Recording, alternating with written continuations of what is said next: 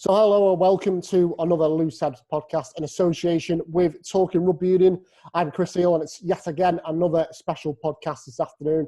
I have the usual cast of Rob Shaun, Mark Shaun and Dave Nichol with me, who are of course the co-founders of Loose Heads. Guys, how are we doing today? Very well, thank you. Thank you. Thank you. Excellent. And the guys have been producing some brilliant content over the last couple of weeks. And one of the things that's been really successful has been the Instagram Lives with Hugo Monnier. We saw Heather Fisher, John Barkley and Danny Kerr on there this week. So keep an eye out for those. I think they're running weekly now, aren't they, guys? They are, yeah. And some great interaction and great feedback. Yeah. Really good. Hugo's been really good at, getting some really good content out for us. So it's been good. Great stuff. And of course, when this podcast will be going live, it is during Mental Health Awareness Week. So do check out all the stuff Loose Heads are doing on the social medias and on the website, as well as the partners, Team Mental Health, who do great work alongside Loose Heads. But with it being Mental Health Awareness Week, we're very, very pleased to introduce this special podcast today because we have got on via Zoom and on the podcast, it is none other than the Loose Heads patron, Shaun Edwards. Shaun, how are we doing today? I'm fine, thank you.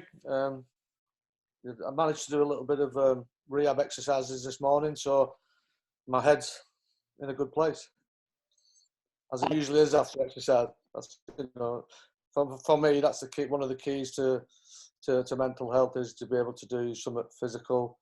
I'm not able to do all the things I want to do because of past injuries, etc. But what I tend to do is I do my rehabilitation exercises, but I don't have a rest.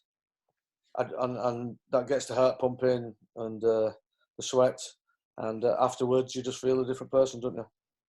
Very true. Yeah, because Rob, you mentioned last week, didn't you, on the podcast that keeping active during this time is equally as important as everything else.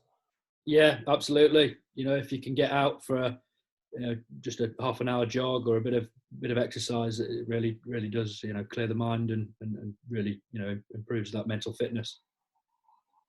Totally agree, lads.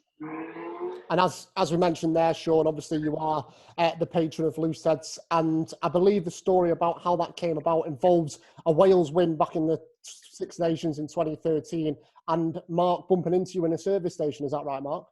Yeah. Yes. Yeah. Absolutely. Bit embarrassing for me. Yeah. I was my wife, who's a Welsh girl from just up the valley from Bridgend. She'd won tickets for the Wales-Scotland game up in Murrayfield, and we went up there. It was the game, the precursor to when Wales then took England apart back at the Millennium Stadium and consequently won the Six Nations. But we'd left the game. My God, Murrayfield's a cold place. And we got in the car and we drove back and we called in for a cup of tea at a service station. One man and a dog there, and in walks the fairly unmistakable image of Shaun Edwards. And my wife said to me, look over there, there's Shaun Edwards.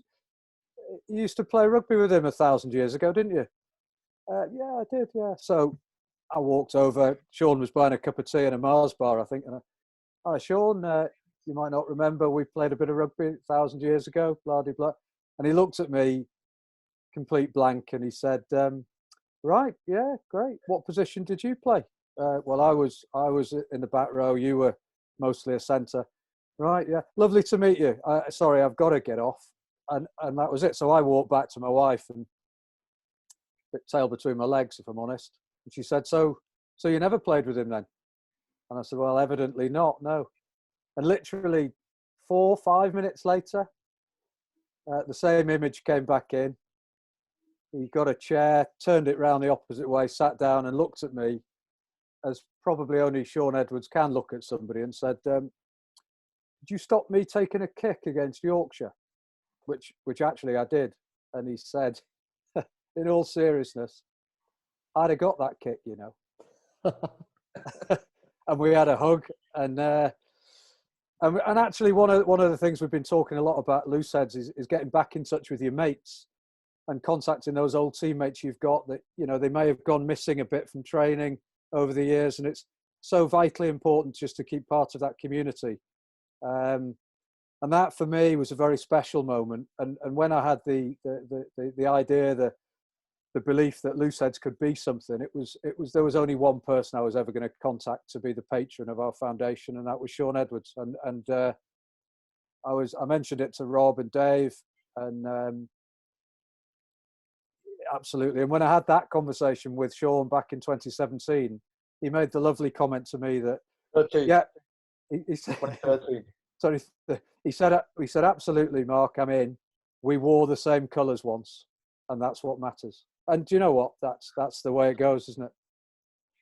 You know what? Actually, funny enough, the reason I was driving back myself from Scotland was I was going to a presentation for my father, who was probably one of the reasons I accepted the job as the head of Looseheads, because my father suffered great mental difficulties after his retirement from rugby at the age of 24. He suffered depression, and you know, you're 24 years of age, and rugby's the game that gives you your manliness, isn't it? You know, and because my father was being inducted into the Warrington Rugby League Hall of Fame, even though he played until he was 24. He had nearly 300 appearances by the time he was 24, and I was on my way down to a presentation which he didn't know he was being inaugurated into the Hall of Fame of Warrington.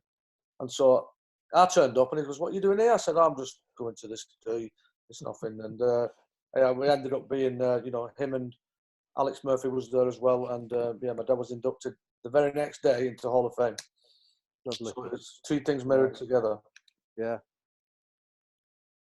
Because I was going to say, Shaun, you spoke about your dad there, and I saw an interview that you did actually during the Six Nations with the Rugby Journal, and you went into detail about sort of your dad's career and those injuries that he did suffer. So was that really the main drive then for you to get involved with Looseheads? Because we see it nowadays, don't we, how much injuries do take the toll physically on players, but mentally is equally as important. Well, I mean, if you playing rugby is such a physical game, you're going to get injured at times. The long-term injuries, there's no doubt they can bring on a little bit of depression, but career-ending injuries at 24, with very little chance of actually working again as well, because it was a spinal injury, it's just probably, besides not being able to walk again, etc., it's pretty as bad as it gets, really, isn't it? And that self-esteem, that you're, quite. We all have that. A lot of rugby players, you have that macho feel about yourself. It's like a boxer, isn't it? When he retires, that the special makes you feel special, doesn't it? And to have that taken away at 24 must have been very difficult. And like you said, Shaun, you're obviously now the patron of Looseheads, and you must be really proud as well. And you're all working across the world with Wales and now obviously France. But when you get the time to go on social media and have a look at Looseheads' website, you must be really proud of the work the guys have been doing. Yeah, and as I said, I'm pretty sure if in my father's time, if there had been such organisations like you lads, they would have aided his recovery, really. So, as I said, when you asked me, I mirrored the two things up, and I thought, yeah, this is. We don't want lads having to go through this on their own, retirement and other things that obviously affects us mentally. Definitely, Shaun. And of course, as Mark mentioned there, in terms of your playing days, Mark did play with you during the schoolboy days. I mean, Mark, what was that like to play alongside Shaun? Well, my memories, we played together aged 15 and 16. Yeah. I think most people's popular image of Shaun Edwards is the gnarled, probably recently Welsh tracksuited, or with his blazer on and a daffodil, always dissatisfied with the status quo, etc., etc. It's a worldwide image, that of Shaun Edwards. Take you back the 1,000 years ago when we played together. We were lads, we were kids. I grew up in Widnes, playing rugby league at primary school. Shaun grew up in Wigan, played for Wigan St Patrick's, the legendary Wigan St Patrick's. He was a bit of a cult hero then. But I can tell you, when I played rugby union with him, he was the best player on that pitch. He was comfortably the best player I ever played with. But every one of us knew that he had something different to all of us. He was a professional then at 15. And the games we won, what was the unique thing about that team? Very successful side for Merseyside schools in Lancashire. Well, the unique thing was a bit like when you played with Michael Jordan, if you ever played basketball with him. We had Shaun Edwards. And it sounds a bit bonkers to say that, but to see he's made being a defence coach an absolute trade. That was no surprise to me going back those years. An absolute privilege to have been born in the same year as him. But I'd rather coach attack, but unfortunately, they always give me the defence job. I prefer to coach attack. Most defence coaches are actually frustrated attack coaches because they think they can do the attack better than the attack coaches, and I'm no different, to be honest. So, but yeah, I think we're all good at certain things, so I'll stick to the defence at the moment. And Mark mentions there, Shaun, sort of how much detail you went into the game at that young age and how much you enjoyed playing at schoolboy level. Was that always something that you really wanted to take into your learning about the game and your knowledge about the game, that you wanted to keep learning, using those finer details to make your team and yourself better? Yeah, I was almost like a semi-professional when I was 13. Probably two guys helped me immensely. Obviously, my father and my mother. But two guys, a guy called Jeff Lyon, who used to be a great forward for the Wigan in the 60s.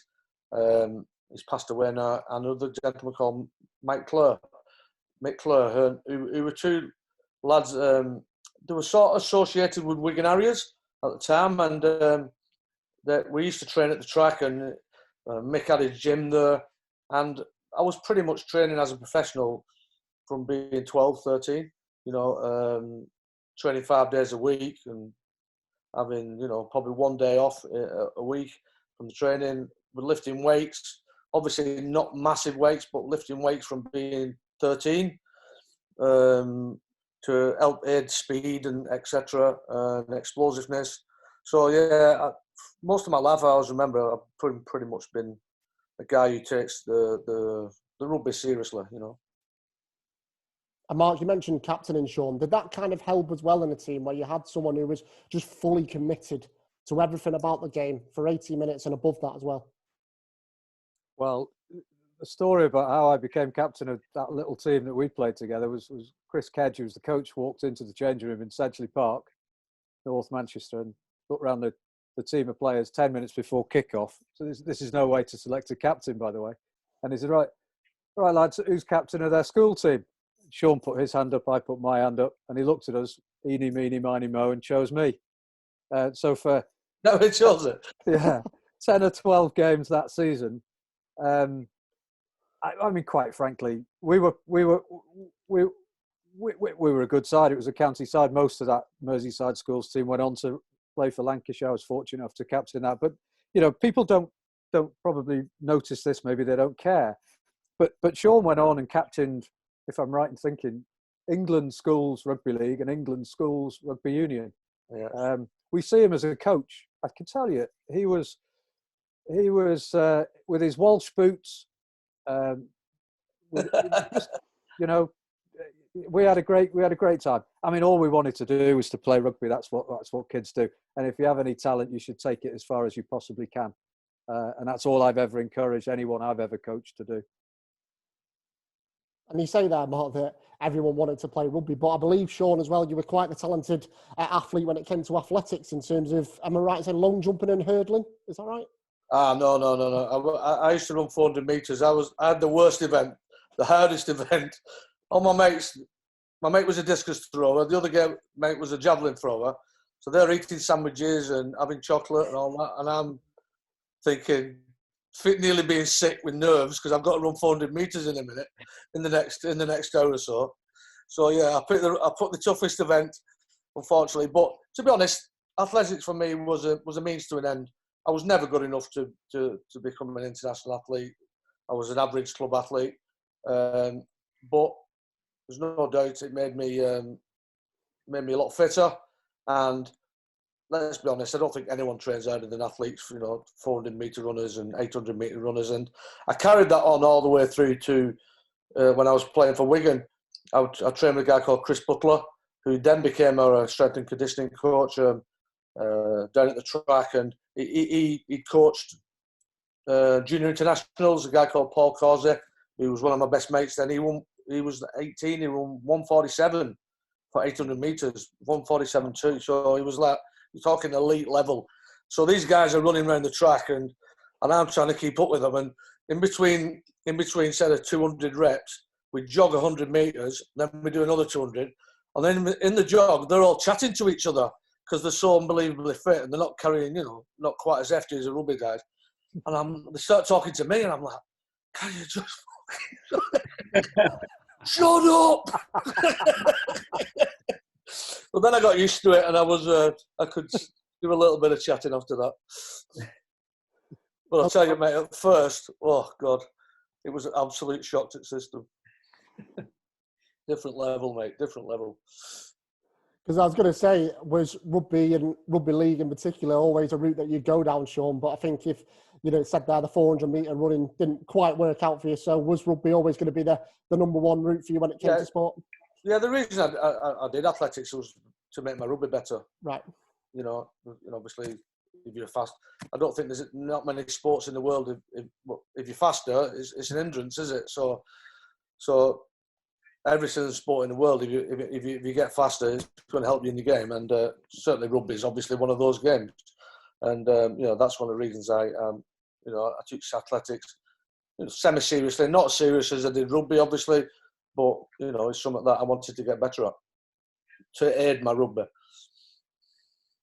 And you mentioned your father before as well, Shaun, and at the time I saw an interview as well that you said that he was Warrington's world record signing when he joined the club. And I guess with that, was he just the main influence and the biggest influence on you growing up and taking rugby league seriously?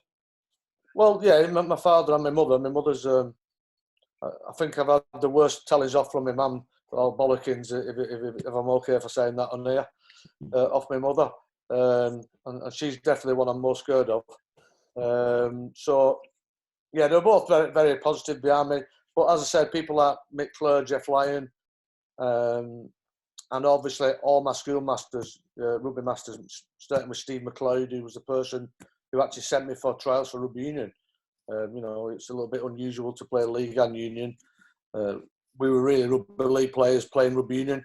But Mr. McLeod had the foresight, to send us there for trials, and I'm very thankful for that, what he did. Because I was going to say, Shaun, on that, what was the decision for you to go down league to begin with and then union? Was it just because maybe more teams were interested in you at the time from league, or what was it? No, well, I come from a poor family in Wigan. My mum and my dad, as I said, my father had to couldn't work after he played rugby because of his spinal injury. And, let's be honest, every lad who grows up in Wigan, no disrespect to rugby union, but rugby league's the main sport in Wigan, even more than soccer. I think the crowds, even when Wigan was in the Premier League, Wigan Athletic in the Premier League, I think the rugby league still got more crowds than then. I'm not sure about that, but I won't be far off wrong, I don't think. So rugby league's massive game in Wigan, and it is in the north of England, as anyone who lives up there will tell you. Down the south, obviously, it's not quite so big where I live now. But it was everyone's dream really to play for Wigan. My hero was Henderson Gill, who I ended up being his roommate in Wembley Cup final when we beat Hull in 1985. 2 years earlier, I'm on the terraces singing "Give It to Gilly," and waiting for him to score a try so he can give his famous celebrations. 2 years later, I'm rooming with him. Awesome, eh? Exactly what we all dream of doing, watching your heroes, and then a couple of years' time playing with them. And on the Wigan stuff as well, Shaun, I know in another interview that you did that Widnes at the time were looking at you during the school days, and I know Mark is a man who loves his Widnes rugby and a big fan of Dougie Lawton as well. And I know he approached you and at a time where you said, I've had probably one of the worst games, but Dougie is someone that you really respected at the time though. Yeah, I had the worst game ever. I got sent off I was fighting. All I wanted to do was, I had vendettas going on through the game. I played terribly. And that was it. I thought, I'm never going to be a professional rugby player now. I'm virtually in tears, like, going home, walking home, and this car pulls up at the side of me. And he gets out. I thought, that's Dougie Lawton. I'll never see Dougie Lawton again, because he came to watch the game. He'd followed me all the way home on the bus and pulled over. He said, listen, I know you're a decent player. I just wanted to see if you've got any bottle or not. And I thought, well, at least there's one thing I tried to prove today, because I needed a fight with every player in the opposition. I think I probably proved that, Dougie. And I actually thought that, you know, my professional career was not going to happen because I play so bad, I mean. And he followed me all the way home, and he just showed how smart an operator he was when he came to an unbelievable talent spotter. I'm not talking about me. I'm thinking about all the rugby union players. He talked like people like Imosi Kaloto, who I met a couple of years ago in New Zealand again, who, you know, let's be honest, he wasn't an household name even in rugby union, and he came over and he was a fantastic rugby league player. And there's so many incidents of Dougie, you know, getting it right when it comes to picking the players. Yeah, and I think I'm right in saying, Shaun, as well, you signed your full contract with Wigan when you were 17. And I read a story as well that apparently the press had got the figure wrong for the amount of money you were being paid. And everyone was looking at this 17-year-old Shaun Edwards going, why is he getting paid this amount? Yeah, well, they forgot to mention, you've got to remember, smaller amounts it's less newsworthy, isn't it? You know what I mean? What I actually got was 10 grand. I got 10 grand with £5,000 every year if I was playing in the first team for the next 4 years, and another 5,000 if I played for Great Britain. But they forgot to mention that bit. They just thought I got 35,000 up front, which, you know, I could buy a house with it. You know what I mean? Back in them days, and probably a couple of houses. But as I said, the press, God bless them, they forgot to mention the fact that I had to play for 5 years in the first team and play for Great Britain to get the full 35,000. But anyway, I suppose it was newsworthy story. But on a more serious note, Shaun, to sign for Wigan at 17, you said that before that every lad in Wigan would probably dream about pulling on that red and white shirt and playing for Wigan. So that must have been a really proud moment for you to sign on that dotted line and say, this is my career now. It was, and you've got to remember, Widnes were the best team at the time, along with Hull, probably. And I think it was, my dad used to write me a little, like, comments about how I played and stuff like that in this book. And he wrote, well, Shaun's just going to make a decision. Does he want to play potentially at Wembley in front of, you know, 15,000 Widnesians who, let's be honest, were there nearly every year and were the best team and were used to winning? Or does he want to play in front of 40,000 Wiganers like who've never been there for 20 years? You know, we hadn't been to Wembley for 20 years by that time. And that sort of made my mind up that I wanted to play for Wigan, and it ended up being the right choice.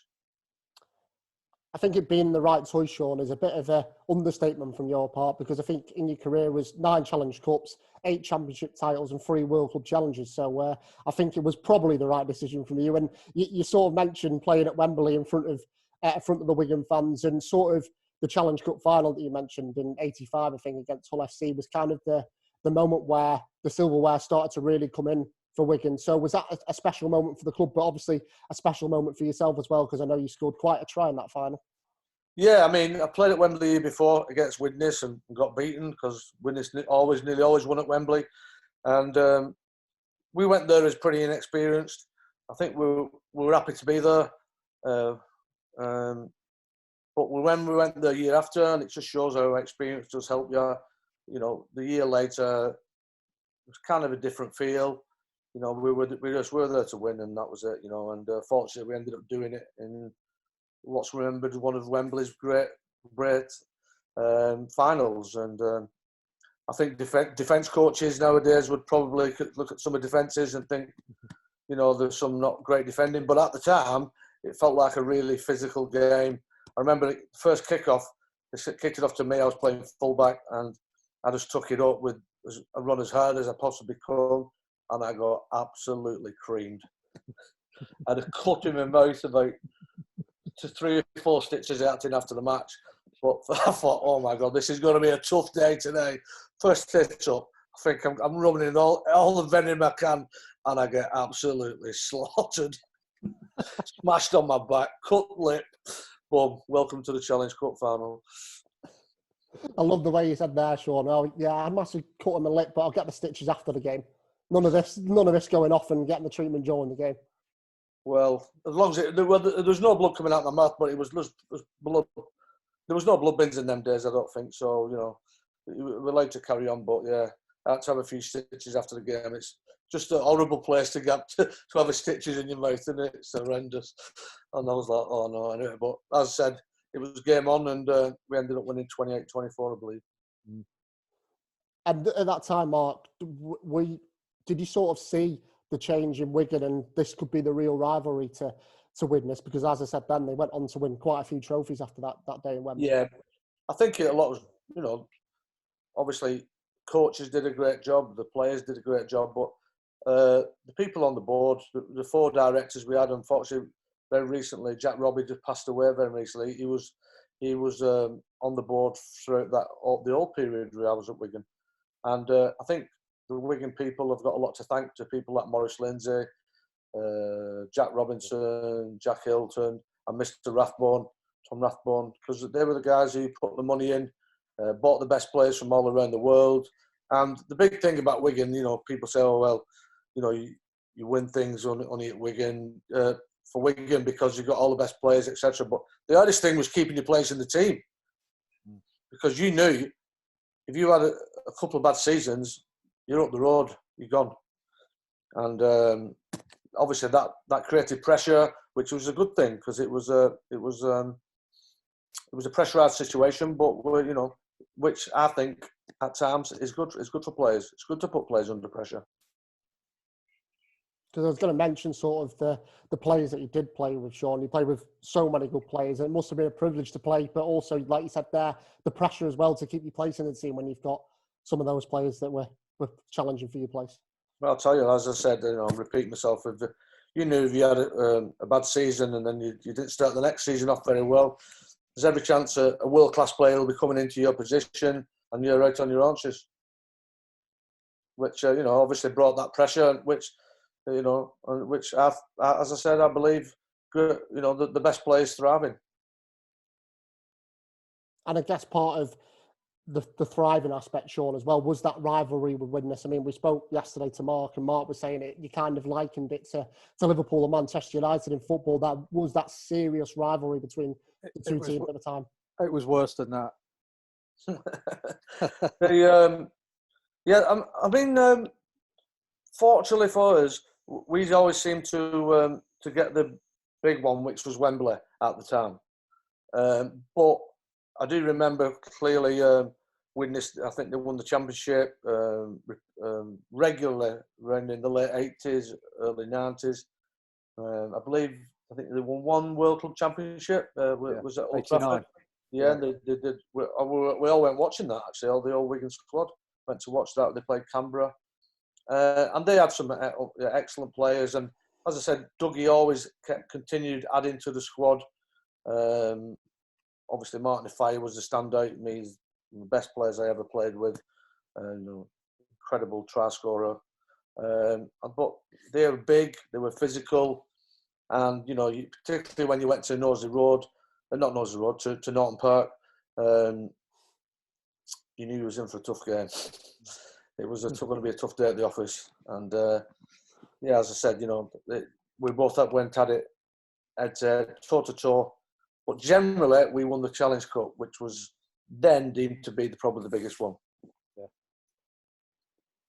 And during your time at Wigan as well, Shaun, we said at the start that you were always looking to learn and find that extra detail in the game. Was that something that you continued during your time at Wigan and then obviously led into your coaching role, because you were playing in such a good team, so it was quite easy to maybe learn the details from them? Yeah, definitely. Yeah, I mean, I started writing notes on coaching when I was about 21. Obviously, at first they were mainly rugby league. You know, coaching moves, different moves, tactics on the pitch. You know, great quotes from great coaches, etc. But I always remember my mum, who's a very, very smart person, in 1995 when rugby union went professional, and she said to me that you ought to study rugby union now as well, because rugby union is going to be very big in the future, and she was right. And obviously I did study it. I wouldn't have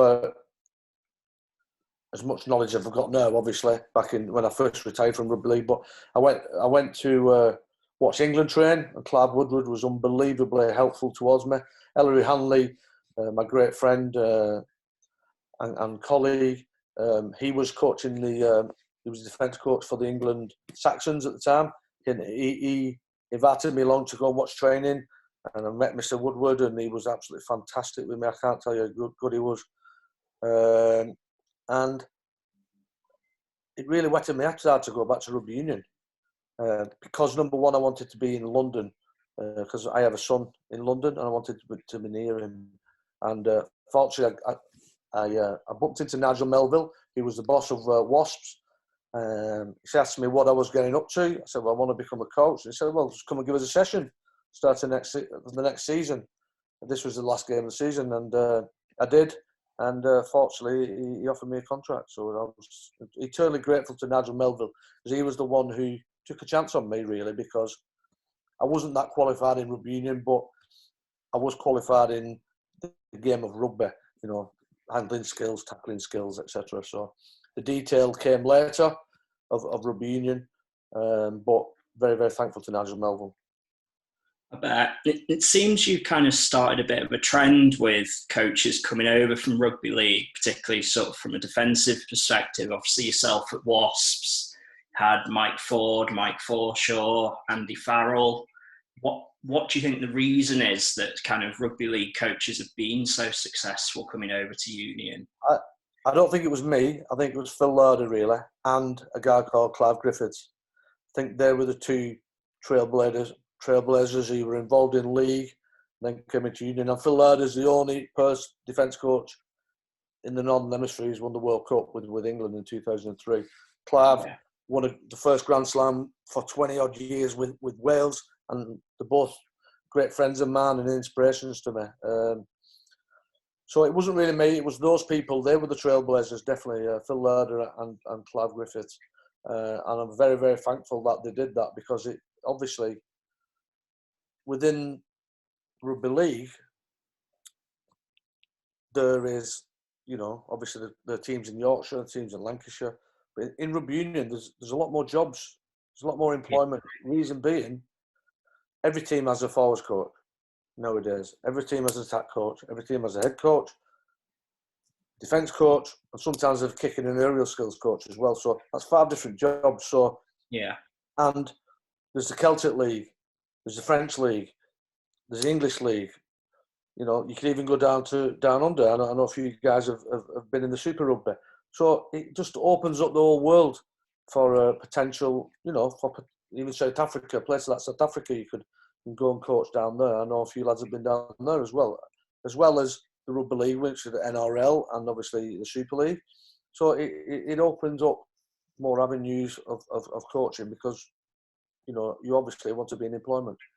Yeah. And do you think there's a reason that these coaches coming over seem to have largely been so successful and so sought after?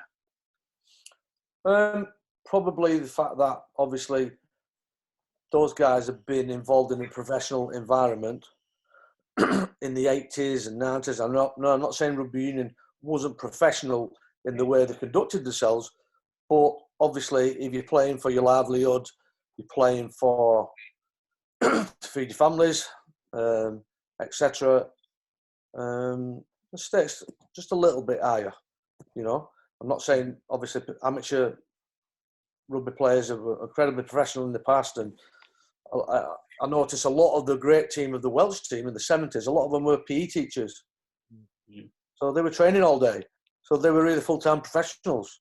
I know Gareth Edwards. I was speaking to Lynn Davis, who was an incredible athlete, a long jumper. And he said that Gareth Edwards used to train with him all the time. And he said he was incredibly strong. They'd be doing weights. This is back in the 60s. So, You know, a lot about things about being naturally talented. I don't really go for that. There always has to be hard work behind it. Yeah, and Dave mentioned your time at Wasps there, Shaun, and I guess that's when, you know, the partnership between you and Warren Gatland really began. And why do you think it worked so well? Was it the fact that you both had very similar ideas at that time at Wasps in terms of how the game should be played defensively? Well, Warren was the one who brought in the rush defence. But when he said, I want to change the defensive system, we had a meeting actually because things hadn't been going too well. I wasn't an instant success as a coach. It was well into the second year before we started having great results at Wasp. And I remember him saying, I wanted to do the like an umbrella style defence, a blitz defence he called it. And I thought, well, that's what we used to do at Wigan, because at Wigan, before '92, it was 5 yards. The rule was 5 yards. It's not always been 10 yards rugby league. Everyone thinks it's always been 10 yards, but it's not. It was 5 yards. It was even less than that back in the '60s, but it was 5 yards. So we used to do the rush umbrella style defence at Wigan. When Mike Ford played, I would be on one side of the pitch, he'd be on the other. On our jobs under Graham Lowe was to rush up quickly and turn the opposition back inside. And I remember watching training at Wasp and thinking, you know, everybody was doing the up and out defence, which England did very, very well and won. Sorry.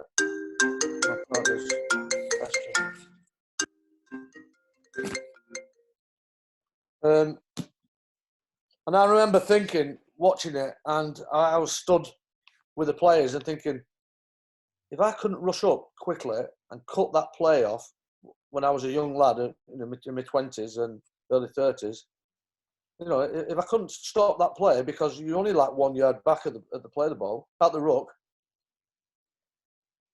I'd throw my boots in the thing and never ever play again if I couldn't stop that, because it's not that hard to do. And I said this to Gats. I said, I've been thinking that for the last 4 months. Why don't we just rush up quickly? He goes, well, that's what I want to do. I was like, yes, thank God, because I had no confidence in myself, believe it or not. I had no confidence in myself because things hadn't been going well at Wasp. You know, we were in the lower regions of the table, etc. And things hadn't been going well. So any ideas I had, I was a little bit. I was too scared to upset the apple cart. You know what I mean? Because things hadn't been going that well. Then Gats came along, and you know we had the similar things. I remember saying to him, I said to him, Gats, I said, I don't understand why. Because back in them days, you could pass the ball back into the 22, then kick it out, if you remember. I said, well, they pass it back to 22, then they kick it out like 10 yards further from where they started. But some of these guys, I said, some of the best kickers I've ever seen in my whole life. They can kick the ball miles further than what rugby league players could do. Why don't they just kick it straight down pitch? Because I virtually guarantee the opposition will kick it out, and we'll get line out there. He went, yeah, I agree with you. I think it's a great idea. I started having a bit of confidence in myself. Maybe I'm not as crap as I thought I was, you know, as a coach, like, you know. And that's when it all started, really.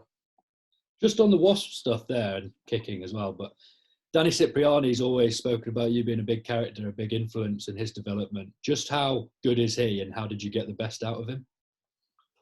I think Danny's probably better now than he was when I was coaching him, because he's had more experience, etc. Maybe not athletically as good, obviously in his 30s now, but definitely I've seen him play with Sale and Gloucester and everything, and you know his organisational skills seem to be top draw to me. And if you have such a strong character like that, like Danny, it's important to try to work with him, not against him. You know, ask his opinion. What sort of players do you think is going to work on a hit back player? What sort of players do you want to go on the floor? So it's important to work with the coaches, particularly your pivot, your first receiver. You know, that's a position I played generally as a when I was playing for Wigan, etc. And I think it's good for the pivot to have some impact. It's a bit like a quarterback, isn't it, in American football? Similar thing. The quarterback has to have a little bit of input into what the offense is running, and I'm a big believer in the fly half in rugby union, in the scrum half in rugby league, obviously. Them positions, you need to chat with them and work with them, not against them. And Danny obviously played his part as well, Shaun, and sort of the success you guys had at Wasps and you and Warren had at Wasps. I mean, what was that sort of like when you say there that you may have not had that confidence in yourself to begin with, then to have that chat with Warren and then you see the development of the team over that period of time to then get the success that you did? It must have been very satisfying. Yeah, Danny was a bit later than I think Warren signed Danny. It was about 16, 17, but when he got in the first team, Warren had gone back to New Zealand.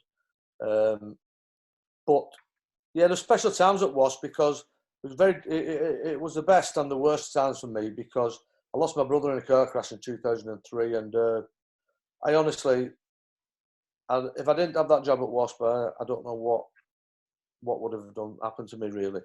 I'm always, if anybody asks me advice when someone passes away who's very close to them or whatever, my only advice I can give is that to keep yourself busy. Keep yourself busy, keep yourself doing things, busy. Then you don't have time to mull and think about it too much.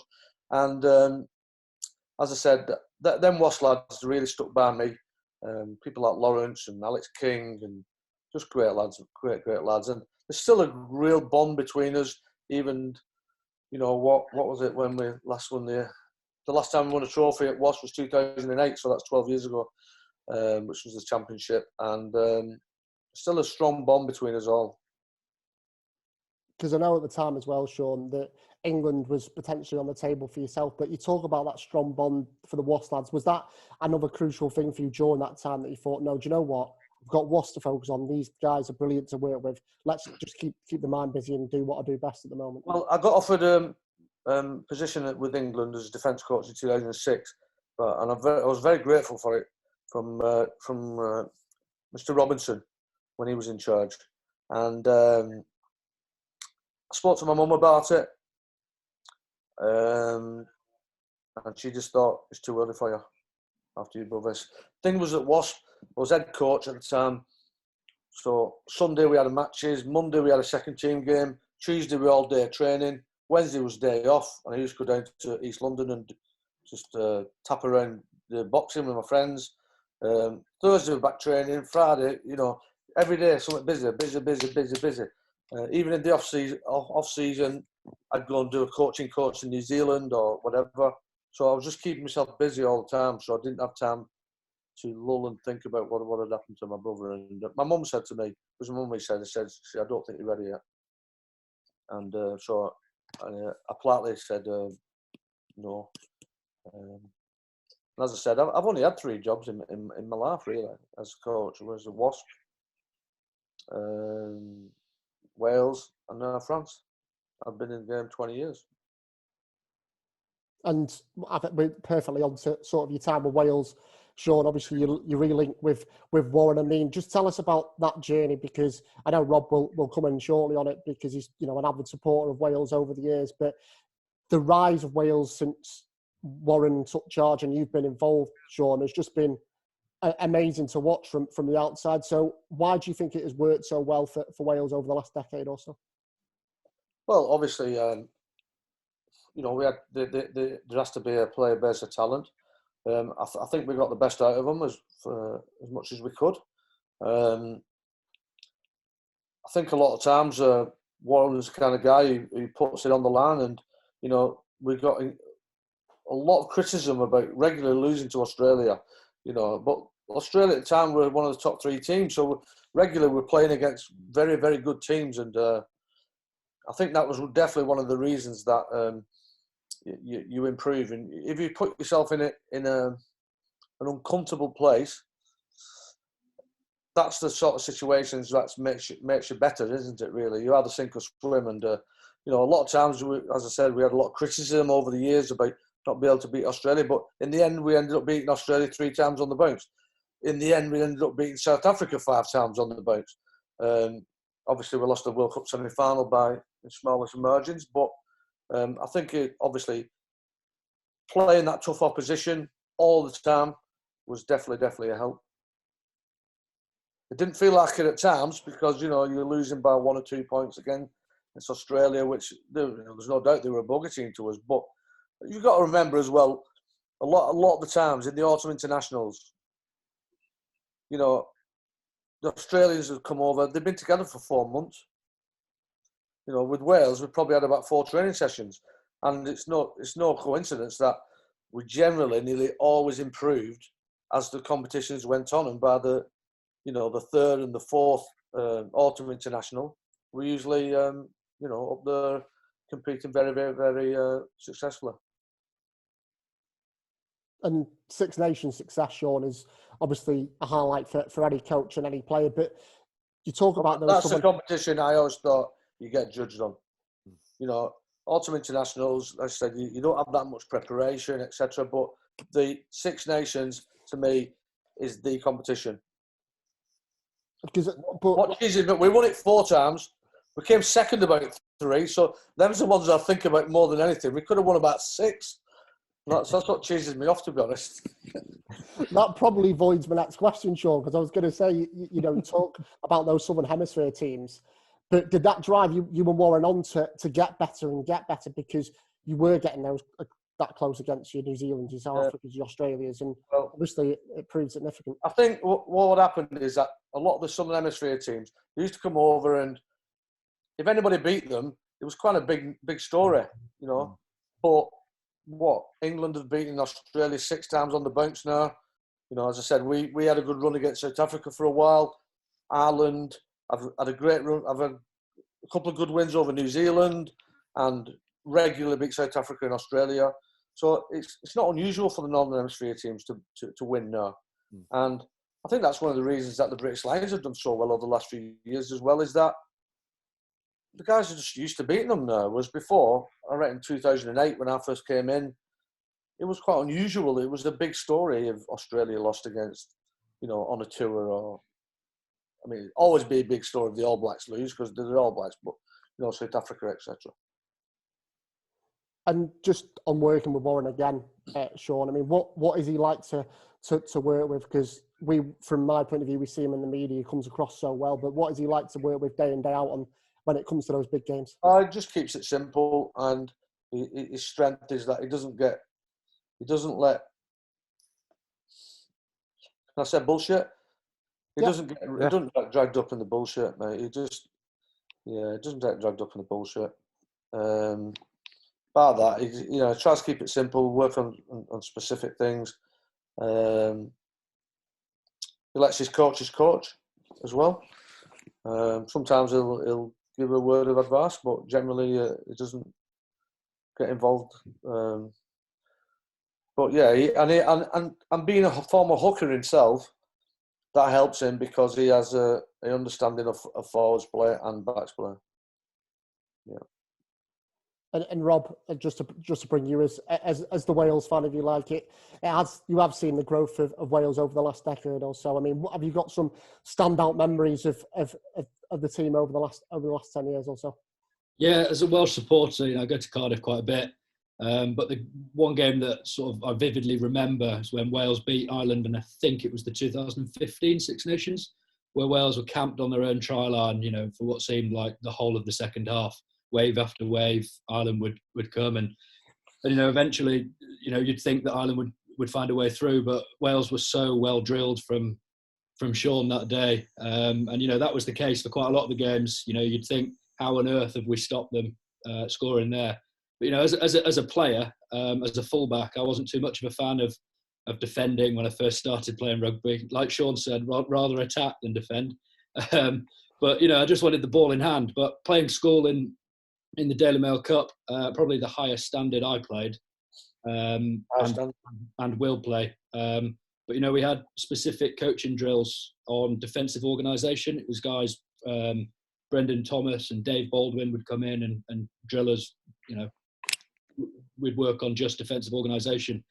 But I learned to love defence. I saw it as my job to be the vocal guy at the back, sorting out the line of defence, making sure that there were no gaps. And there's no better feeling than being on your try line with your 14 mates and keeping the team out. There's no better feeling.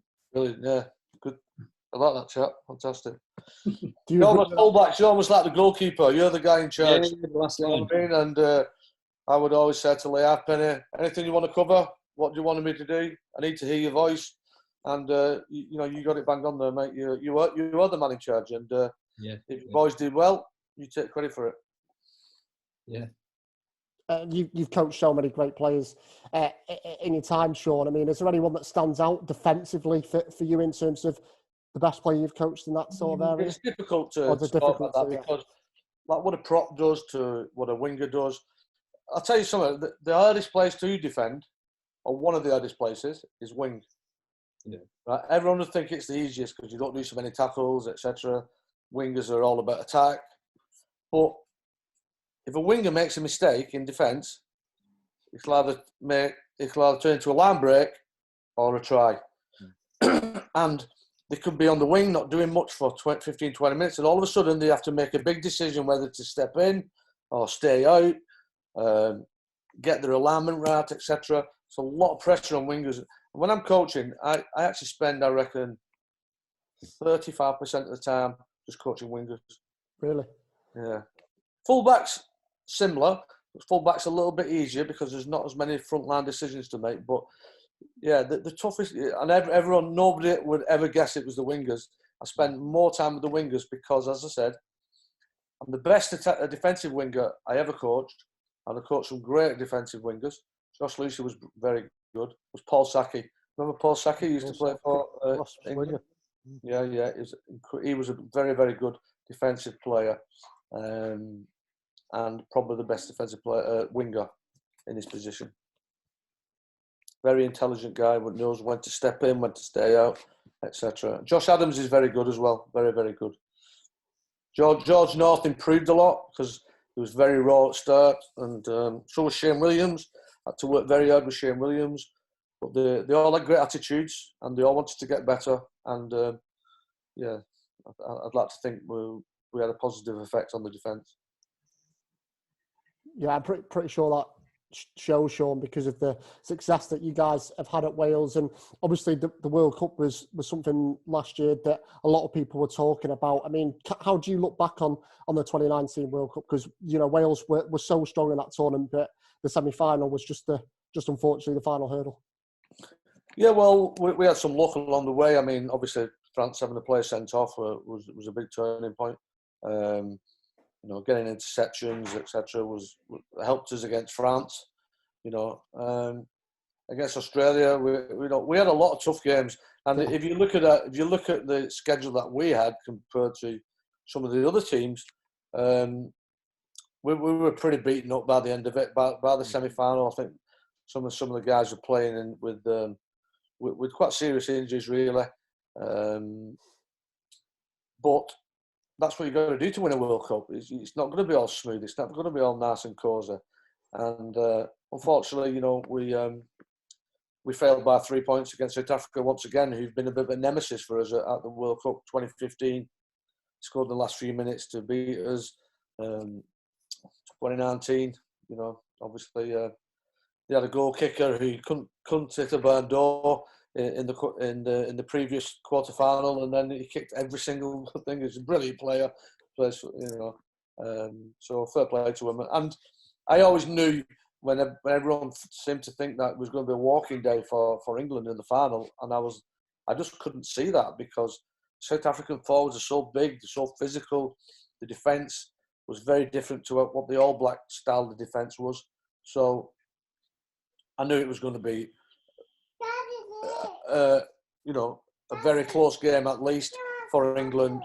Oh, my daughter's here. She wants to talk. Yeah, come on, get her on. Hello. The sandals. That's Kitty, my daughter. Hi, Kitty. Hi. Okay. See you in a bit. Yeah, she's been shopping apparently. Yeah, so I knew South Africa. I didn't, everyone seemed to think because they beat the All Blacks England, but styles make fights. and styles make games of rugby as well. So I always knew it was going to be a difficult day for England. You said South Africa was a nemesis as well, Shaun, and you also went on obviously in the World Cups. I mean, we're beating 5 on the bounce in between, but nearly all of them games were by one score.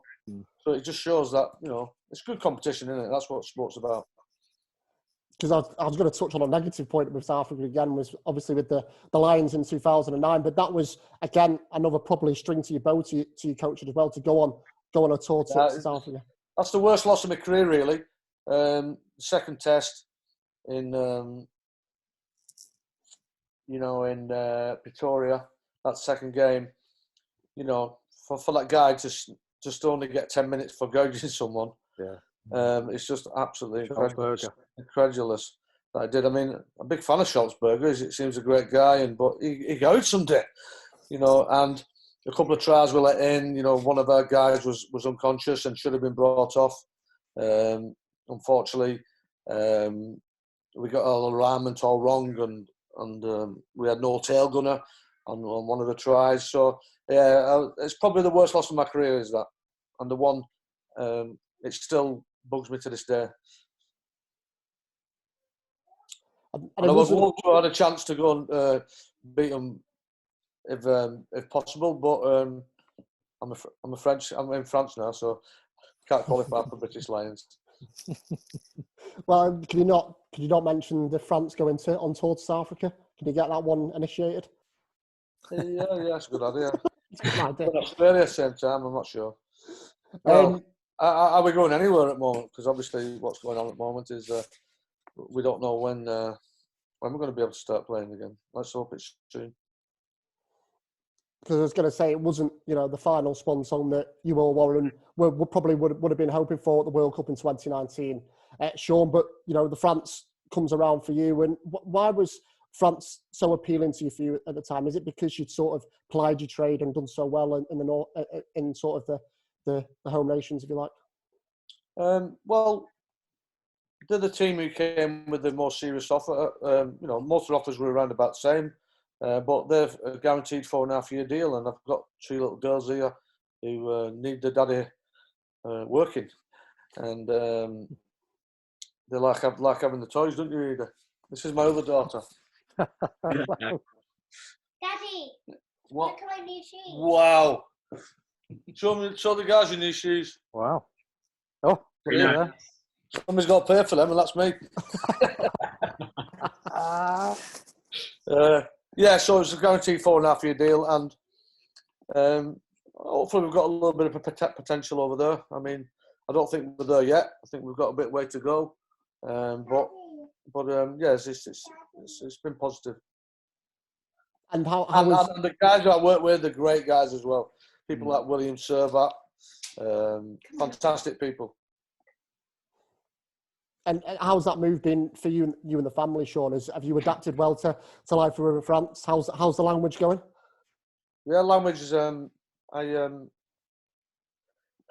worked pretty hard, to be honest. Even when I was in the World Cup, in the days off, I've been trying to, you know, do an hour of French on my own in my room, whatever. You know, obviously on the days off, because I didn't want to go there and not be able to speak any French. I pretty much left school when I was 15 to be a professional rugby player. And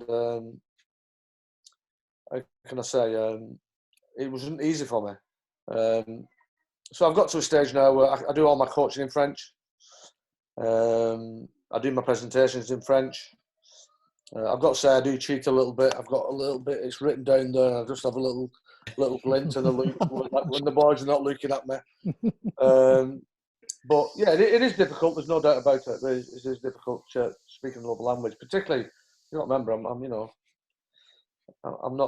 not 22. I'm not 16 anymore. And I think as your brain gets older, it's a little bit harder to learn. But I'm having a crack. I'm having a go. Yeah, and a couple of lads came up to me during the competition, and they said, "Geez, I didn't realise you're all right at French, aren't you?" And I was like, "You really think so?" I was like, "I thought I was terrible."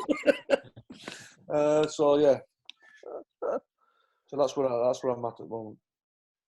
And it seems that you managed to get your message across quite clearly, Shaun, in that first sort of Six Nations game. And I saw a piece on the BBC you did beforehand with Dave Woods talking about sort of your move over, and there was a lot of talk about you in that game, and everyone came away from it saying Shaun Edwards has made an instant impact. What did you think after that game when everyone was talking like that? Well, what helped me a lot when I went over to France was the fact that Fabien Galtier was the defence coach for France in the World Cup, and he incorporated a similar style of defence to what we were doing with Wales. So a lot of things the boys were it wasn't new to them, you know, to rush up quickly, etc. There's obviously some details were a little bit different, but they were already very, very well coached by Fabien, who's an excellent coach in attack and defence. Yeah, absolutely, Shaun. And just in terms of the here and now, you mentioned there the situation we're in at the moment due to the coronavirus and the lockdown, and the bigger picture is far more important than rugby. But for you know, just getting your teeth into a new job with France, so it must be quite a strange time for you that, you know, 3 or 4 games into your Six Nations campaign and it's sort of come to a halt. Yes, it was disappointing the last game. You know, we were hoping to go. You know, we got the whole of France behind us, really, and you know, the away support at Scotland was absolutely incredible. How many French people was there? Unfortunately, we have to learn as a group. Rugby's a lot easier with 15 players on the pitch as opposed to 14. You know, we had a number of players sin-binned as well in the competition. And if you look at it, you know, we've actually played, after 4 games, we played a full game with no players, with 14 players, with 2 sin-bins, another sin-bin in another match. So it's over a 1 game. You know, for me, we've had to defend with 14 players. So it's something we need to sort out. We need to eradicate, because you can do all the planning in the world, you know, and it must be heartbreaking for the lads, French lads who went to the World Cup. You know, for that guy to do that bit of indiscipline was disappointing for them, and it's very, very difficult to defend at the moment. There's never been as many points scored in rugby union as there is at the moment. Never, ever in history. And it does surprise me sometimes when they talk about we need some more points and there's more tries. And well, there's never been as many tries scored as there is in rugby union at the moment. Never, ever. And it's difficult to defend at the moment. And if you're defending with 15, it's difficult. If you're defending with 14, obviously it's even more difficult, and we need to learn that. Because Rob mentioned yesterday, Shaun, when we were talking, that it must be difficult as a defence coach because the rugby's changing and the laws are changing all the time. So every day is sort of a new challenge for you, I suppose, in rugby union at the moment. As I said, you know, if you look at the scores 10 years ago, there wouldn't be nowhere near as many as there are now. You know, that's why I said when Wales conceded 2 tries in 2008, that record will last for, I think it'll last for a long time. Even though Scotland was the best defence this year so far, and they defended very, very well. And the record Wales set in 2013 to go, 4.5 games without conceding a try, that'll never be beaten the way the rules are at the moment, because it's, you know, obviously, and I think most people come to see tries, but I just hope we don't get to a situation where a try is actually devalued a little bit. There is other sports where, you know, scoring every minute or so is an acceptable thing. Personally, I don't think it would be good for rugby. I think tries have to be earned. Definitely. And there's a process to them tries as well, you know, not just, yeah. That's my opinion anyway. I like watching a tough tactical game, me as well, you know, a little bit of kicking and, you know, good competition at the breakdown, competition in the line-outs, competition in the scrums.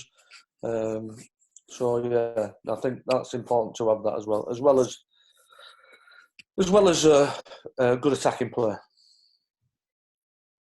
Absolutely, Shaun. And just finally from me, in terms of France going forward, obviously the World Cup is going to be held there in 3 years' time now. How much is the country looking forward to that? And how much are you looking forward to being part of that process, hopefully? Because it seems that your work during the Six Nations is right. That's the start point, and the end point is hopefully the World Cup final in 2023. Yeah, well, I mean, what's important is that responsibility doesn't become a chore, because it can be. You know, England in 2015.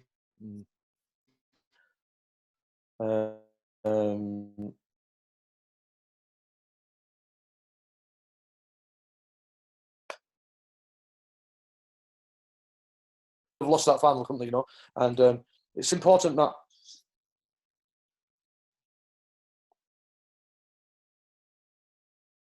Shaun dropped out. I think so. Hello, can you hear me? Yeah, I can hear you, Shaun. Your screen's just frozen.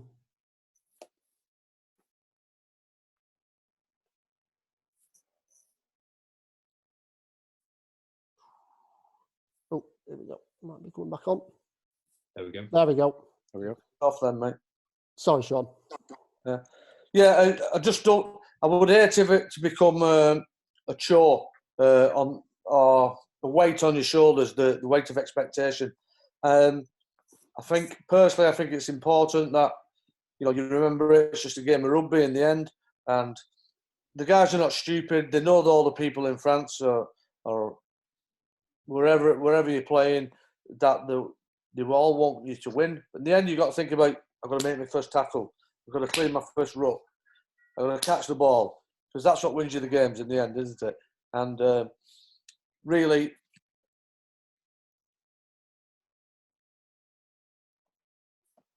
It's gone again. I think my experience Yeah, he's just gone again. in situations before will hopefully help the French team when we're coming up to the World. Oh.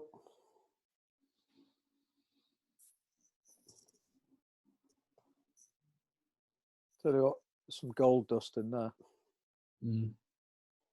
Yeah, hopefully he'll rejoin, and then we can ask him that question again. Is there anything else you guys want to ask? Because I was going to possibly wrap it up towards. No questions, just a statement, but that's all. No questions. I'll. Who wants to do the website stuff? Anyone? Mark, shall I pass over to you then at the end, just to say about relaunching the website and the shop and stuff? Pass that to Dave. Okay. Yeah.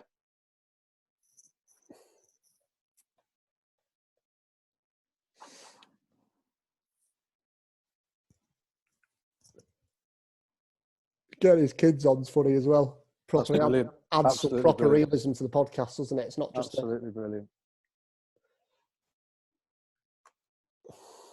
Perfect timing as well. Yeah, brilliant. That's what I was conscious of, because obviously Jonathan's was a bumper episode, so I was conscious of just trying to cut it down a little bit. Yeah. What's that recording now? How long have you been recording for? About 51 minutes. Brilliant. Minutes. Perfect timing. Perfect timing. Yeah. Or maybe slightly longer, actually. Shall I ring him? Yeah.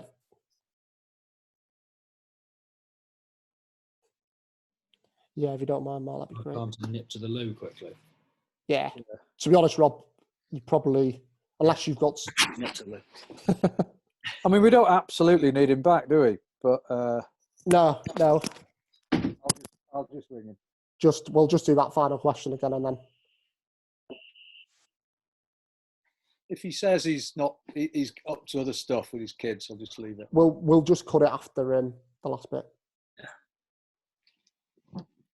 Shaun, brilliant. Thank you, mate. Absolutely fantastic. Yeah. No, Cal, thank you enough. Absolutely brilliant. Listen, go safe. You've got those 2 kids to look after. So that was fantastic, and we'll get it out next week, and we'll speak soon. Go safe. Cheers, mate. Thank you. Bye. Yeah, first thing he said was, I can't come back. Got the kids. That's fine. To be honest, I don't know whether the audio might continue. It's just the pictures that froze. So the audio might be there, but if it isn't, we'll just cut it and I'll just go in. Brilliant. I mean, thank you very much. Maybe we should, while it's recording, while it's fresh in our memory, you should say, well, that was Shaun. What do we think? and Dave and Rob and me can all say something about it. Start that order, Dave, Rob, me. So start now. Just say brilliant. Thank you very much for your time, Shaun. Is that okay, fellas? Say again. Sorry. We just do a little. He's not coming back because he's got the kids to look after. Yeah. But if we just did well, that was Shaun Edwards. Dave, crikey, what do you think? Rob, what do you think? Just a very quick ending. Shall I just say, yeah, okay. I'm just trying to think how we would just link it to that last question. Because what I'll say is